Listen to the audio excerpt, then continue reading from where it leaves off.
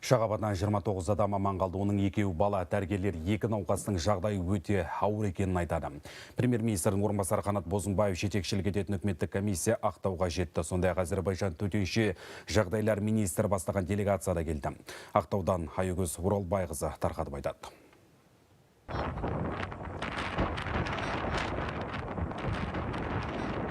Күндізгі сағат 11-дің шамасы Баку-Грозный бағытындағы жолаушылар ұшағы Ақтау қаласынан 25 шақырым жердегі теңіз жағалауына құлады. Оқиға орнына алғашқы болып жеткен 50-ден астам құтқарушы бірден тірі қалғандарды сыртқа шығарып үлгерді. Осы кезде құтқарушылардың бір тобы жанталасып өртті сөндіруге барын салды. Ал зардап шеккендерді құтқаруға 22 жедел жәрдем мен 6 медициналық орталықтың мамандары жұмылдырылды. Зардап шеккен 29 адам ауруханаға жеткізілді. Облыстық ауруханада хирургиялық, травматологиялық және реанимациялық орындарды қосқанда 40 орын әзірленген, ал балалар ауруханасында 30 орын дайындалды. Ауруханаларға барлығы 29 науқас жеткізілді. Оның 27-сі осы облыстық ауруханада, 2 бала балалар ауруханасына жатқызылған. Зардап шеккендер 17 мен 70 жас аралығындағы азаматтар. Қазір олардың кім екенін мамандар анықтап жатыр.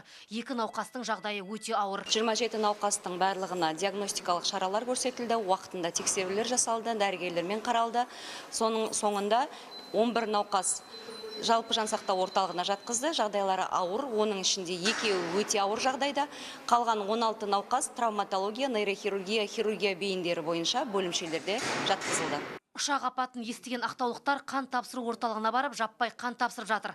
Дәрігерлер қан тапшы емес дейді. Сонда да жанашылық танытқан азаматтардың бәрін қабылдап, мамандар жұмыс уақытын бірнеше сағатқа созды. Осындай қиын кезде азаматтық борышымыз деп есептейміз. Осы қан орталығында сол зардап шеккен тікұшақтағы бауырларымызға да осындай көмегімізді көрсетейін деп қан тапсыруға келіп тұрық. Жеңілдігін берсін. Түс ауа Ақтауға Әзербайжан Республикасынан арнайы делегация келді. Оны Әзербайжанның төтенше жағдайлар министрі бастап келген. Зардап шеккендерге қажетті көмек көрсетіледі және туыстарын іздеп келген шетел азаматтары қонақ үйлерге орналастырылмақ. Айгөз Оралбайқызы, Зүлбай Нұрбай, Қазақстан ұлттық арнасы, Маңғыстау облысы.